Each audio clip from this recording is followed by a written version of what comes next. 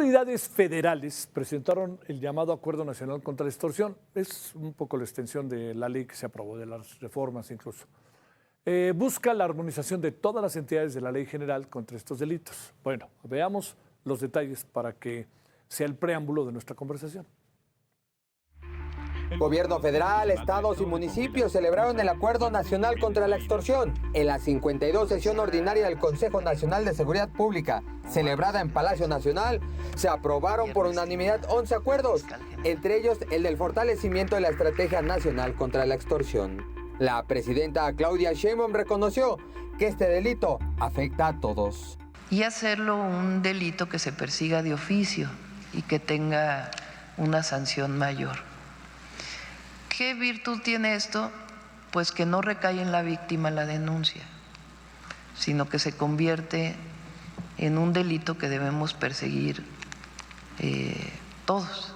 Es asumir que la extorsión no es algo que afecta a una persona, sino que nos afecta a todos.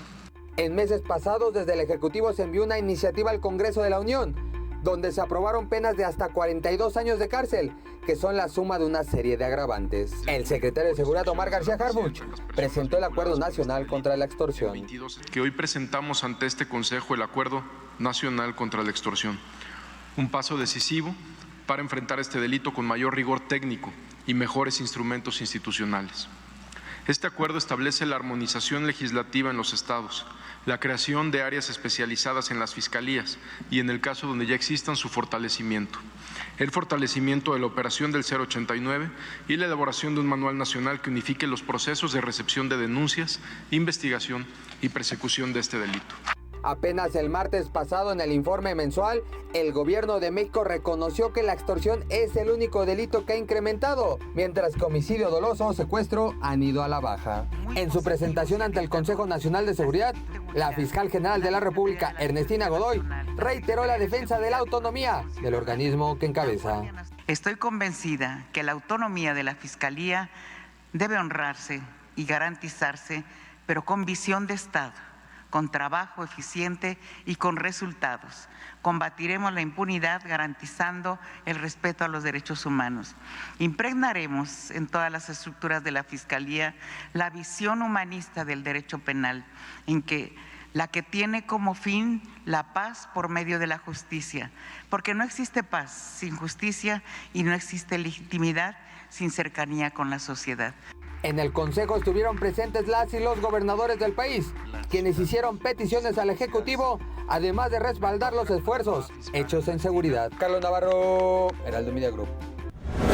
Bueno, de acuerdo con cifras del Secretariado Ejecutivo del Sistema Nacional de Seguridad Pública, el delito de extorsión en México registró un aumento de 23.1%. Vea usted.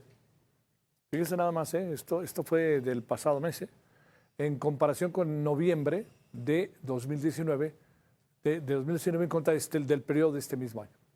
El número de víctimas por este delito alcanzó su mayor nivel en una década al sumar 9,000, ojo con eso, 436 víctimas de enero a octubre del 2025. La cifra es 3.5% mayor a lo registrado en el mismo periodo del año pasado. El mismo informe reconoce un aumento del 22.9% de las víctimas de este delito en el periodo que va de enero a octubre de este año frente a los mismos meses, pero del 2019. Cabe destacar que se identificaron 12 centros penitenciarios que concentran el 56% de las líneas telefónicas reportadas, el 089. A ver, hablemos de todo este titipuchal de cifras, de lo que está pasando, pero sobre todo pues yo le diría, no hay reforma, no hay nueva reforma, no hay ley, si no hay lana, Así. Si no hay presupuesto, pues ¿cómo le vamos a hacer? Bueno, a ver, ¿qué piensa Marisol Ochoa, especialista en seguridad? Querida Marisol, con el gusto de siempre te saludo, ¿cómo te va? Javier, un gusto saludarte, muy bien, muchas gracias, muy buenas noches. Gracias, a ver, ¿qué piensas de todo esto? Entiendo que el acuerdo es un segundo paso de una reforma que ya se hizo, digamos, es un poco como buenas intenciones por las cuales nos queremos mover, pero ¿qué ves en general de esto y sobre todo cifra negra y sobre todo mucha gente que dice, ¿para qué voy a presentar mi denuncia, Marisol, Si la presento me van a decir ya ni le siga, porque son unos cuates que yo conozco y ya saben usted dónde vive y no vaya a ser que le vayan a hacer algo más. Y mira, Javier, vamos a pensar, o yo inicio desde el discurso, ¿no? Sale, que está bien, a ver, se va reconociendo un delito, muy bien. Lo hemos platicado, ¿no? Hay algo que se reconoce, que existe, que es un problema que daña, que es social, y un poco poner la atención aquí, reconocer que va en aumento. Y pues bueno, eso de entrada lo decimos, se agradece decir que sí hay algo que no está funcionando y que hay algo que hay que hacer al respecto. Ahora, si me preguntas la forma, a mí me preocupan dos cuestiones muy particulares y principalmente que lo hemos vivido en zonas muy particulares. La extorsión para mí ha sido uno de los delitos más lacerantes, graves, que lo hemos platicado aquí en tu espacio. Merma la vida, merma la seguridad, merma la economía, es predatorio en todas, voy a decir así, en todas sus luces, enfoques, es gravísimo y hay que reconocer que ha crecido y que a la fecha no hemos logrado crear una suerte de horizonte de intervención que lo pueda disminuir. Ahora, si nosotros nos enfocamos en la forma en la cual se está llevando a cabo, yo creo, y coincido contigo plenamente, es cómo realmente entender que más allá de crear una armonía legislativa, aumentar las penas, rebustecer el teléfono al 89, perseguirlo de oficio, o crear un protocolo general que de nueva cuenta, yo insistiría en que no es un problema meramente técnico. Para mí es algo muy particular porque, a ver, la cuestión yo creo que de fondo, que valdría también la pena de alguna otra manera discutir y poner sobre la mesa es, hombre, esto requiere de sanear instituciones. Y de entrada, esto particularmente es algo que debería estar como en el centro de atención. No solo se trata de eficientar y capacitar, y como lo dices tú, pues sin recursos es muy complicado. Y no solamente se trata de las buenas voluntades de decir que todos los estados se van a sumar a esto, y tampoco decir que esto es federal. Yo sí voy pensando en una dinámica que yo creo que por ahí valdría la pena como enfocar, en que se trata de un tema, en efecto, institucional en muchos sentidos. Si nosotros tenemos problemas institucionales, tenemos debilidades institucionales, pues ya entramos con una pata floja. En un segundo momento, a ver, lo que podemos ver, Javier, es las cárceles han sido un problema desde siempre. No solamente se trata de reconocer que el 56% de las llamadas telefónicas están en 12 centros, sino realmente ver que estas intervenciones que se van a hacer en focos que ya están establecidos, que no son nuevos, lo hemos dicho hace mucho tiempo, yo creo que esto es un conocimiento, voy a decir, común, popular, platicado sobre el tema de la extorsión.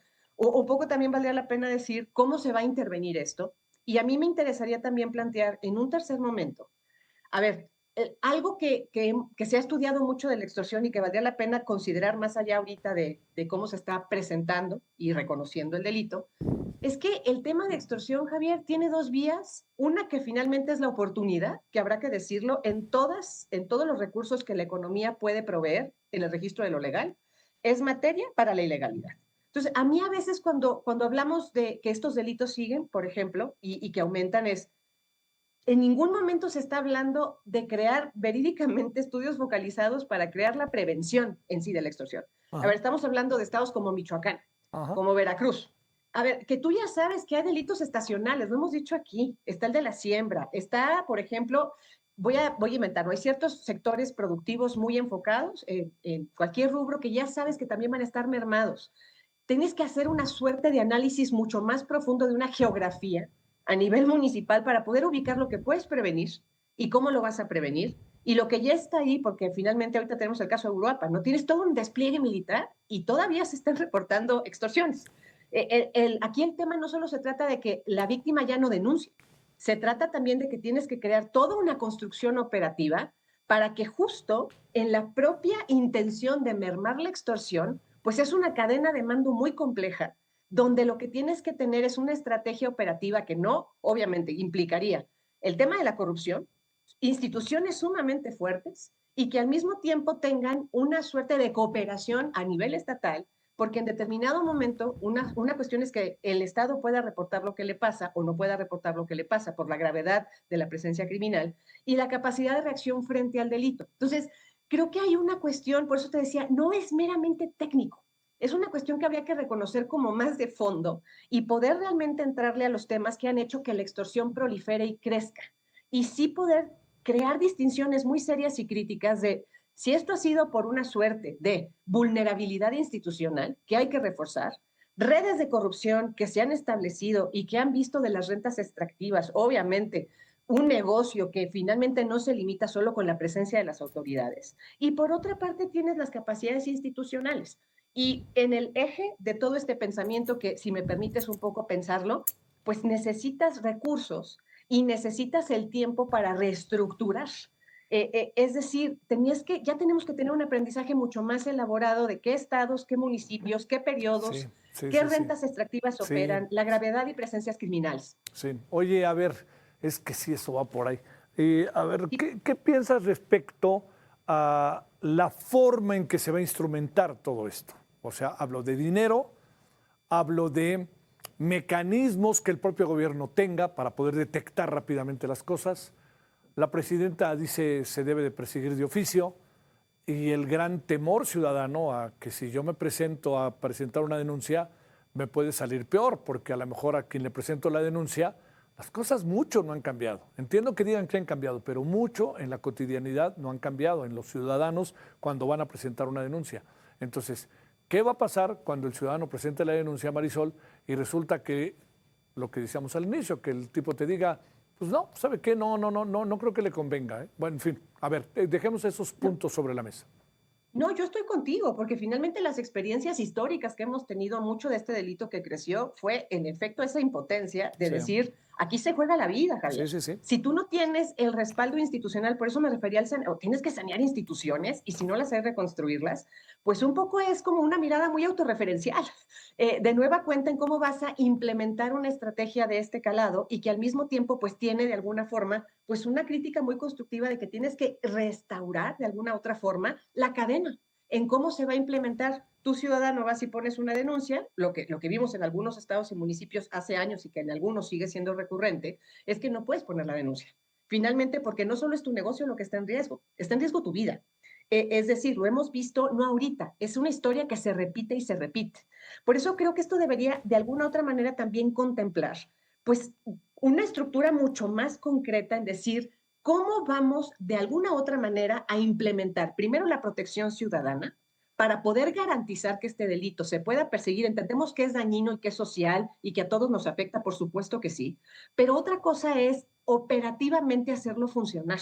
Y volvemos a repetir esta parte. Para mí sí es muy importante que de alguna otra manera, si ya se tienen detectados los centros, los puntos, de alguna otra manera donde esta actividad es muy recurrente, en algunos momentos más instaurado o no, creo que esto ya debería de ser un aprendizaje que de alguna manera librara del peligro o riesgo a un ciudadano común o a un sector económico que está siendo afectado cotidianamente por la lógica del crimen, en todas sus dimensiones. Sí. En un segundo momento, es que ese es el problema, creo que de fondo, por eso te decía, a veces si esto se va montando de alguna manera sin varios horizontes de perspectiva, que ya en la práctica cotidiana de un día a día, pues un poco no se contemplan, pues yo creo que caeríamos de alguna otra manera, de nueva cuenta, en el mismo error, de un poco trabajarlo meramente en cifras, y yo realmente lo que voy creyendo es que si tú no vas a trabajar como a la par, con una suerte de fortalecimiento institucional, con presupuesto adecuado y al mismo tiempo con una lógica preventiva para la ciudadanía y adelantarte incluso